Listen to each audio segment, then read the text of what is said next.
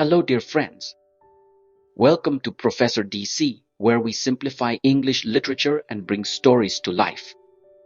Today we dive into the captivating world of Rabindranath Tagore's short story, Atithi the Guest, from his renowned collection, Golpagucha. Join me as we unravel the journey of a wandering boy named Tarapada and his encounters with a kind-hearted family. We'll explore the themes of freedom, attachment, and the very indomitable spirit of youth. So grab a cup of tea, sit back, and let's embark on this literary adventure together. I have simplified the whole story as much as possible and will start reading. Here we go. Motilal Babu was traveling along the river with his family to Kantalia, a place in rural Bengal where he was the landlord. As his boat stopped at midday and everyone got down to cook and have lunch by the riverside, a young Brahmin boy of about 15 or 16 approached him. He wanted a ride to Nandigram, which the boat would be passing. Motilal Babu agreed and offered him lunch as well. The boy named Tarapada had large eyes and a pleasant look, although his dhoti was old and faded. He joined in the cooking easily. Then he took a dip in the river and put on a fresh dhoti. Motilal Babu then took him inside the boat. His wife Annapurna and 9-year-old daughter Charushashi were there, and Annapurna felt a strong affection for Tarapada. She thought, how can his mother stay apart from this beautiful child? She placed 2 mats side by side for Motilal Babu and Tarapada. She pressed Tarapada to eat a lot, but found that he resisted politely. He ate only as much as he wanted to. After lunch, Annapurna tried to learn about his background. All she could gather was that he had left home on his own at the age of 7 or 8. Isn't your mother living? She asked. She is, Tarapada replied. Doesn't she love you? Tarapada laughed at the question. Why shouldn't she love me? Then why did you leave her? Asked Annapurna. She has 4 other sons and 3 daughters, said Tarapada. What a thing to say! Annapurna was hurt. Because one has 5 fingers, can one let one go? Tarapada was the 4th child of his parents and had lost his father early in life.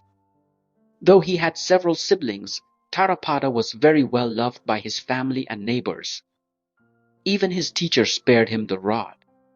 Despite this, Tarapada ran away with a traveling theater group that came to his village. The villagers found him and brought him back. His family was overjoyed, but Tarapada had an urge to break free from bonds, even those of affection. So he ran away again and again until his family gave up. He first joined a theater group where the owner became fond of him. Households that invited the group took note of him and invited him specially. But one morning, Tarapada vanished. He joined a group of traveling minstrels.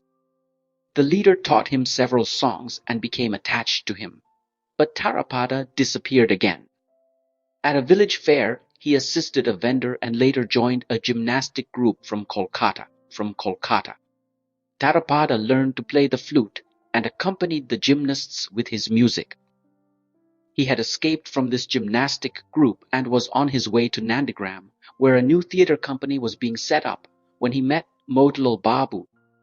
Despite seeing much of the world, Tarapada had an untouched innocence. Motilal Babu welcomed him with open arms.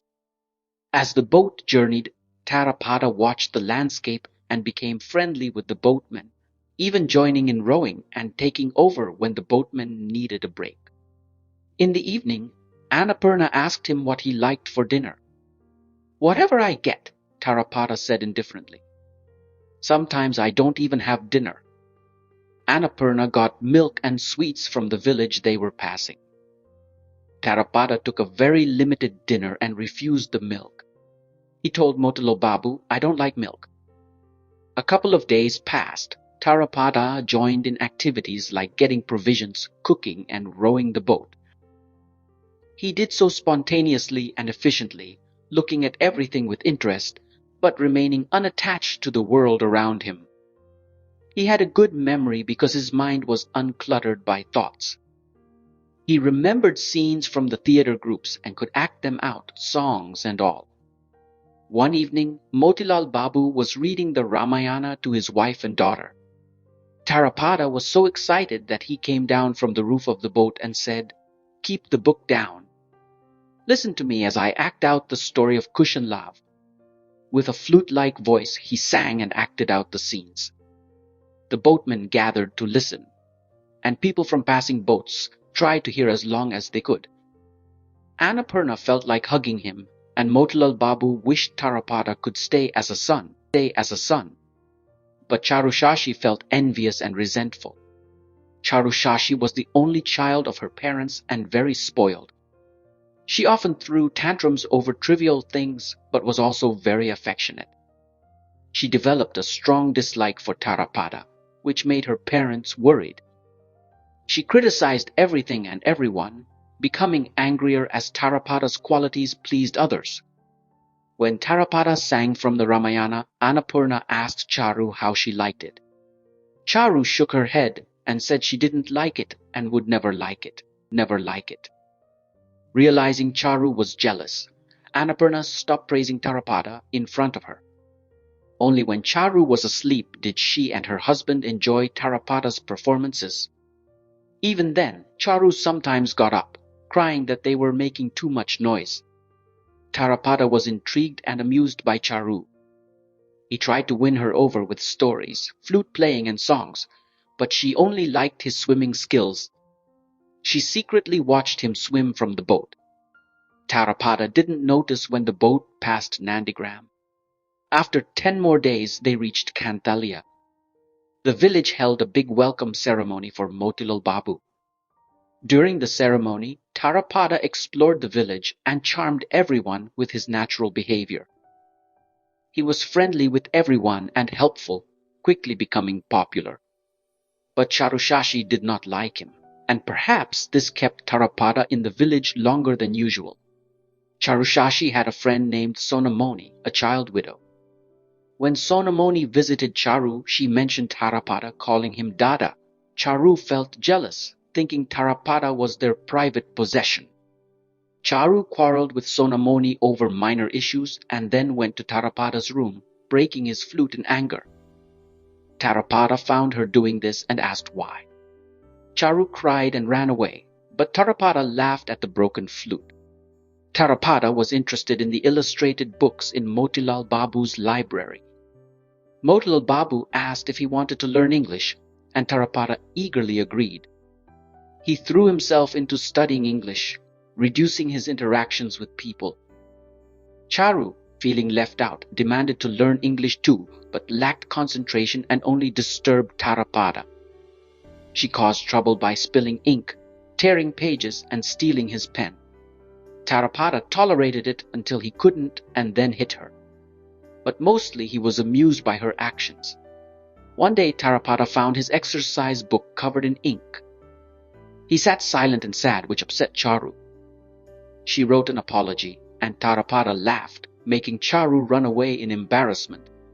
Sonamoni visited occasionally, but Charu scared her away, claiming she disturbed Tarapada's studies. Tarapada visited Sonamoni's mother, but stopped when Charu locked him in his room, releasing him only at dinner. When Tarapada threatened to leave, Charu pleaded and cried until he stayed. 2 years passed.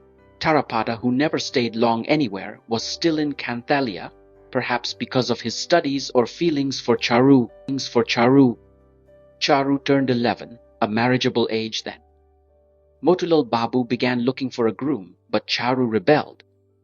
Annapurna suggested Tarapada as a suitable match since Charu liked him.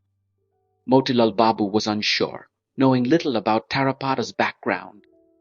But he considered it to keep Charu close and avoid criticism from in-laws. Inquiries confirmed Tarapada's family was good but poor. A formal proposal was sent, and his family happily accepted. Wedding preparations began, but Motilal Babu kept it quiet. Charu became more affectionate and troublesome to Tarapada, who now enjoyed her antics. Motilal Babu set a wedding date and sent for Tarapada's family. He also arranged for a musical band and provisions for the ceremony. During the monsoon, with the river full, boats headed to a nearby fair. Tarapada watched them on a moonlit night, feeling the excitement in the air. The next morning, Tarapada's family and wedding gifts arrived.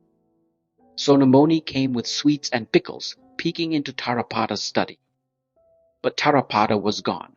Before love and domestic life could bind him completely, the guest of Cantalia had left, taking everyone's hearts with him. Having read the chapter in simple English, it's now time to summarize. Motla Babu, a landlord in rural Bengal, is traveling by boat with his family. During a stop, a young Brahmin boy named Tarapada asks for a ride to Nandigram. Motil Babu agrees and invites him for lunch. Tarapada, despite his humble appearance, impresses everyone with his helpful nature and charming personality. Tarapada, who has run away from home multiple times, has a strong desire for freedom and adventure. He quickly becomes involved in the family's activities and wins the affection of Motilal Babu and his wife, Annapurna. However, their daughter Charushashi feels jealous and resentful of the attention Tarapada receives. Tarapada's past reveals that he often joined traveling groups, learning various skills but never staying in one place for long. As he spends more time with Motilal Babu's family, he becomes interested in learning English and immerses himself in studies, which further irritates Charushashi. Despite the growing attachment, Tarapada's restlessness remains. When Motilal Babu and Annapurna decide to marry Charushashi to Tarapada, thinking it would be a suitable match, preparations begin secretly. However, on the day of the wedding, Tarapada disappears, unable to stay bound by familial ties and domestic life. He leaves behind a lasting impression on the family and the villagers, taking their hearts with him. Thank you for joining me on this journey through Rabindranath Tagore's Atithi, the Guest. I hope you enjoyed exploring the story of Tarapada and the themes of freedom and attachment. If you have any questions or thoughts about the story, please leave them in the comments section below. I'll be sure to revert as soon as possible. Don't forget to like, share, and subscribe for more literary explorations. Until next time, keep reading and stay curious.